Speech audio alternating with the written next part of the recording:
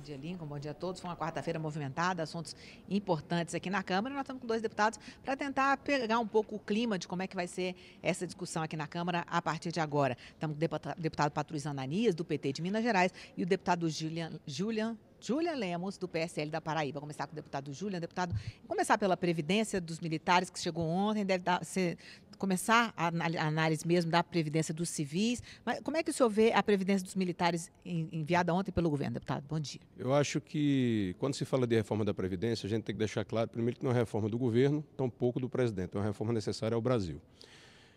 Quando falamos da reforma, que agora veio essa parte dos militares, é preciso ter a consciência que temos que sair do discurso político, apenas político, até porque a campanha acabou. Agora existe uma situação que deveria ter sido resolvida, não foi, e agora de forma mais clara e mais justa, inclusive aumentando o tempo de contribuição, aumentando o tempo da alíquota também. Então, tudo isso está sendo feito para que haja, digamos assim, mais justiça em termos de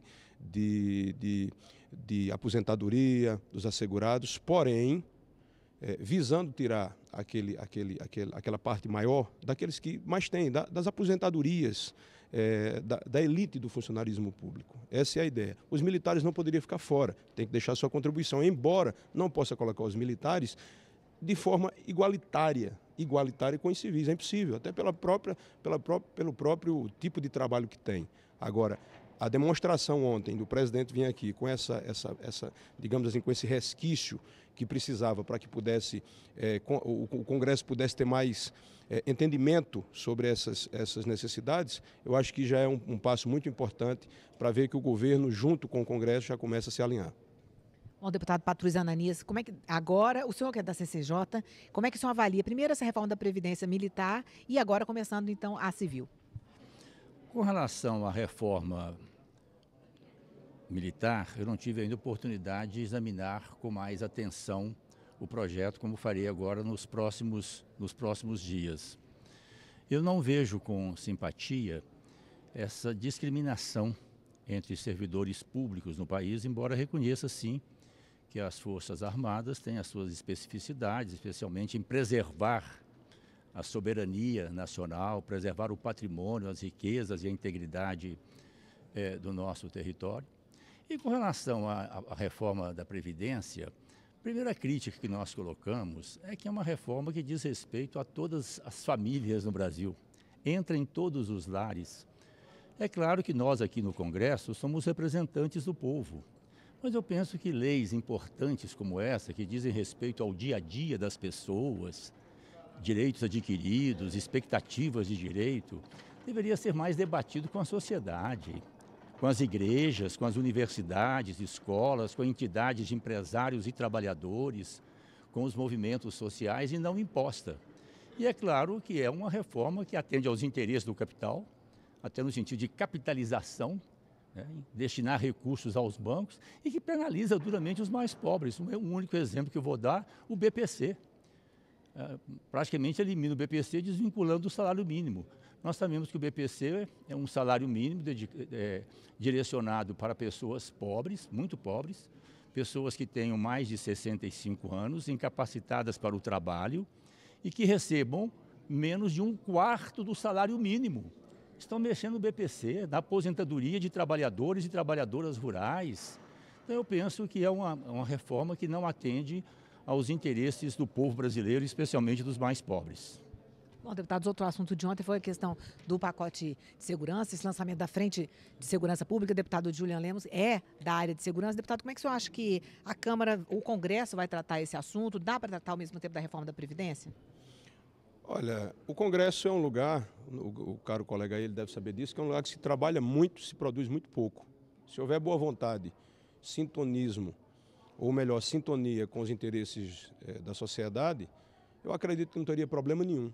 Resta saber se é interesse do Congresso Nacional o combate à corrupção, de forma forte, de forma que venha realmente impedir os 250 bilhões que são geralmente escoados pela corrupção. A corrupção, ela também, no momento que você combate a corrupção, sobra mais dinheiro, porque não basta só ter mais dinheiro, é bom combater também essa convicção de impunidade, muitas vezes levada pela corrupção.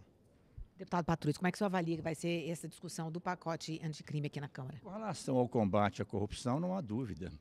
E a minha vida pessoal, política, fala disso com um testemunho, um compromisso permanente com os valores da ética, da transparência, da prestação de contas e do mais absoluto respeito aos bens e ao patrimônio público. Agora, nós estamos discutindo também o Estado democrático de direito. E aqui eu quero manifestar a minha total solidariedade às declarações do presidente da Casa, da Câmara, deputado Rodrigo Maia, com relação ao pacote anticrime e aos procedimentos visivelmente autoritários, prepotentes que caracterizam o ministro Sérgio Moro.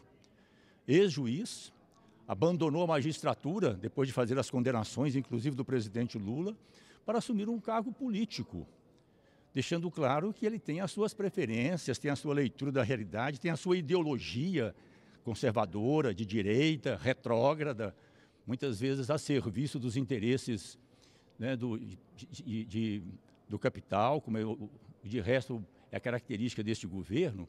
Então eu penso que o pacote anticrime pressupõe também um debate na sociedade brasileira, tem aspectos muito retrógrados, por exemplo, no que diz respeito praticamente à liberação de policiais para matarem.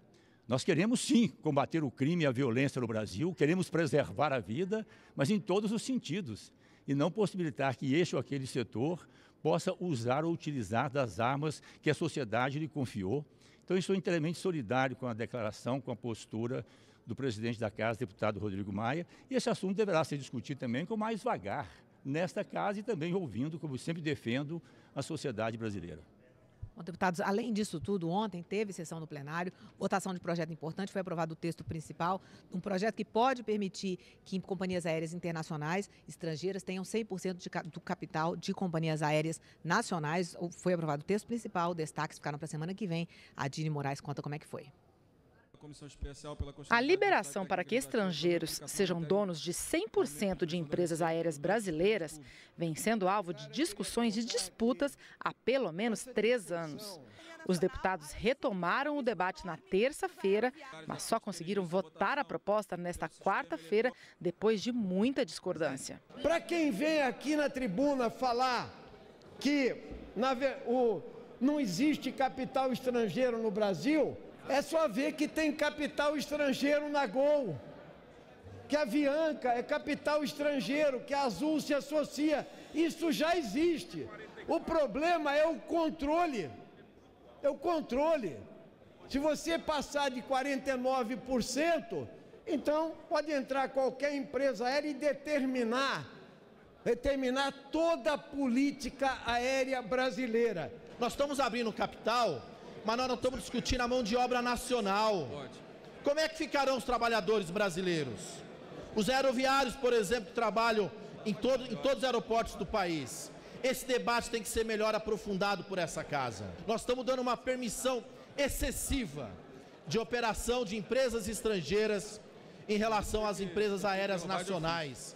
Isso é um crime que nós estamos cometendo. Vai gerar emprego e renda no momento que nós estamos passando por dificuldade. E a abertura do capital estrangeiro para as companhias aéreas vai fazer com que haja uma concorrência entre as companhias, vai melhorar o serviço. Hoje nós temos passagens caras, temos aeroportos sucateados, temos trabalhadores do setor da aviação desempregados, graças a inúmeros anos de desgoverno nesse país. A vinda do capital estrangeiro é para recuperar principalmente os empregos dos aeronautas e dos aeroviários. O projeto também traz diversas mudanças no setor turístico brasileiro. Altera até o conceito de turismo. A proposta também define o que cada integrante desse mercado pode fazer, como as agências, as transportadoras e as organizadoras de eventos. Traz, inclusive, obrigações e penalidades. Com tantas novidades, vieram algumas polêmicas. A tentativa de tornar obrigatório o mínimo de 80% de funcionários brasileiros nas empresas aéreas não passou.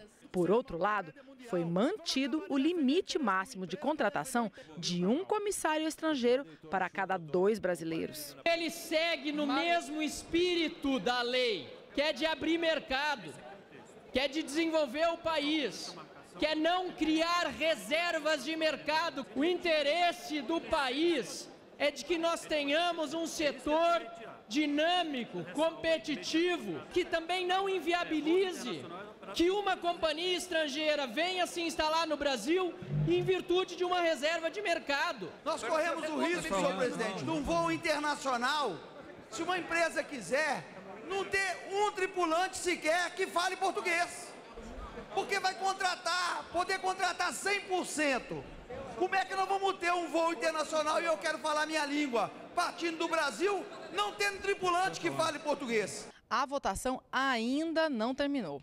O assunto deve voltar à pauta na semana que vem. Os deputados ainda precisam decidir pontos como a quantidade mínima de quartos com acessibilidade a pessoas com deficiência nos hotéis e pousadas. A questão mais polêmica também deve voltar à tona, que é liberar ou não que estrangeiros sejam 100% donos de empresas aéreas brasileiras. Bom, vamos tentar ver um pouquinho como é que deve ser a votação na semana que vem, deputado Julian Lemos. O que o senhor avalia? Como é que deve ser a votação desse projeto na semana que vem no plenário? Olha só, eu sou do Nordeste, sou de Campina Grande, moro em João Pessoa. O serviço aeroviário é uma tragédia, é uma lástima.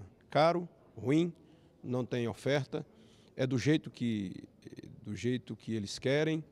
Tem que abrir o mercado. Eu estou falando em uma das áreas das regiões mais atingidas com isso. Logicamente, o Congresso aqui, o plenário aqui da Casa, vai fazer os ajustes. O que não pode é sempre ficar em cima de um discurso de campanha político, sendo protecionista naquilo que, na realidade, está prejudicando e muito a qualidade do serviço. O serviço, hoje, de aviões no país é uma lástima. Isso é fato. Agora, é uma tendência mundial abrir o mercado.